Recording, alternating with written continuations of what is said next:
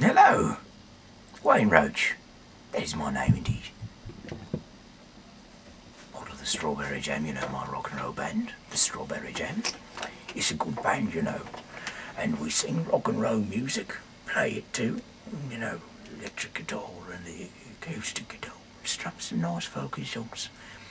And, you know, my cousin John plays the bass, boom, boom, boom, boom. Jerry Yorkshire Pudding, he plays the drums, boom, boom, boom. And I, Wayne Roach, sing, you know, rock and roll. Tea and scones. So, you know, it's good music. You know, we've got it up. You know, our new album coming out soon, but, you know, the old one, which is still fairly new, you can, you know, go to iTunes, you know, that thing that is common, and these, you know, Amazon and stuff, you know, check it out. You can download, you know, in the MP3s that people is doing nowadays. Personally, I don't fancy the computer songs, you know, you know, what you can do with this thing, I mean. Today we've got a long chapter, so I'll best be starting, and it is chapter 20 of Judges. So, for me to begin. Now, all the Israelites came out from Dan to Beersheba, including the land of Gilead, and the congregation assembled in one body before the Lord Mizpah. The chiefs of all the people of all the tribes of Israel presented themselves in the assembly of the people of God, 400,000 foot soldiers bearing arms. Now the Benjaminites heard that the people of Israel had gone up to Mizpah, and the Israelites said, "Tell us how this criminal act came about." The Levite, the husband of the woman who was murdered, answered, "I came to Gibeah, that belongs to Benjamin, I and my concubine, to spend the night. The lords of Gibeah rose up against me and surrounded the house at the night. They intended to kill me, and they raped my concubine until she died. Then I took my concubine and cut her into pieces and sent her throughout the whole extent of Israel's territory, for they have committed a vile outrage in Israel. So now, you Israelites, all of you, give your advice and counsel here and now."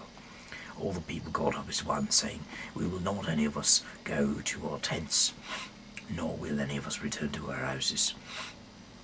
But now this is what we will do to Gibeah. We will go up against it by lot. We will take 10 men of 100 throughout all the tribes of Israel, and 100 and 1,000 and 1,000 of 10,000, to bring provisions for the troops who is going to repay Gibeah of Benjamin for the disgrace that they have done in Israel." So all the men of Israel gathered outside the city, united as one. The tribes of Israel sent men through all the tribe of Benjamin, saying, "What crime is this? What has been committed among you? Now then, hand over those scoundrels in Gibeah, so that we may put them to death and purge the evil from Israel." But the Benjaminites would not listen to their kinsfolk, the Israelites. The Benjaminites came together out of the towns of Gibeah, and to go out to battle against the Israelites. On that day, the Benjaminites mustered 26,000 armed men from their towns, besides the inhabitants of Gibeah. Of all this force, there was 700 picked men who was left-handed. Everyone could sling a stone at an air, no miss, and the Israelites, apart from Benjamin, mustered 400,000 armed men, all of them warriors. The Israelites proceeded to go out to Bethel, where they inquired of God, "Which of us shall go up first to battle against the Benjaminites?" And the Lord answered, "Judah shall go up first." Then the Israelites got up in the morning and camped against Gibeah. The Israelites went out to battle against Benjamin, and the Israelites drew up the battle line against them in Gibeah. The Benjaminites came out of Gibeah and struck down on the day 22,000 of the Israelites. The Israelites went up and wept before the Lord into the evening, and they inquired of the Lord, "Shall we again draw near to battle against our kinsfolk, the Benjaminites?" And the Lord said, "Go up against them." The Israelites took courage and again formed the battle line in the place where they had formed it on the first day. So the Israelites advanced again against the Benjaminites on the second day. Benjamin moved out against them from the Gibeah the second day and struck down 18,000 of the Israelites, all of them armed men. Then all the Israelites, the whole army, went back to Bethel and wept Sitting there before the Lord, they fastened that day until evening. Then they offered burnt offerings and sacrifices of well-being before the Lord. And the Israelites inquired of the Lord, for the ark of the covenant of God was there in those days, and Phinehas, son of Eleazar, son of Aaron, ministered before it in those days, saying, Shall we go out once more to battle against our kinsfolk, the Benjaminites, or shall we desist? The Lord answered, Go up, for tomorrow I will give them into your hand. So Israel stationed men in ambush around Gibeah. Then the Israelites went up against the Benjaminites on the third day and set themselves in array against Gibeah as before.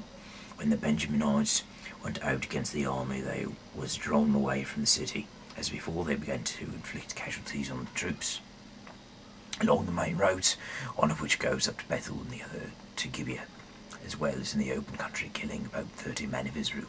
The Benjaminites thought they are being routed before us as previously, but the Israelites said, Let us retreat and draw them away from the city towards the roads. The main body of the Israelites drew back its battle line to Baal-Tamar. There those Israelites who was in ambush rushed out of their place west of Gibeah. There came against Gibeah 10,000 men, picked men out of Israel, and the battle was fierce, but the Benjaminites did not realize that the disaster was close upon them. The Lord defeated Benjamin before Israel, and the Israelites destroyed 25,100 men of Benjamin that day, all of them armed. Then the Benjaminites saw that they was defeated. The Israelites gave round to Benjamin because they trusted to the troops in ambush that they stationed against Gibeah.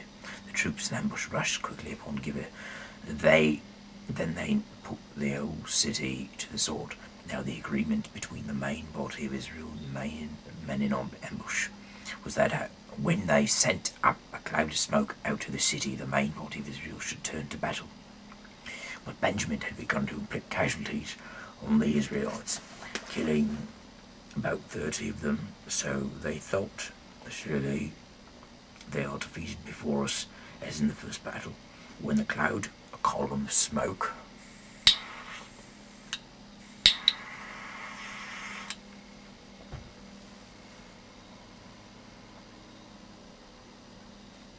began to rise out of the city.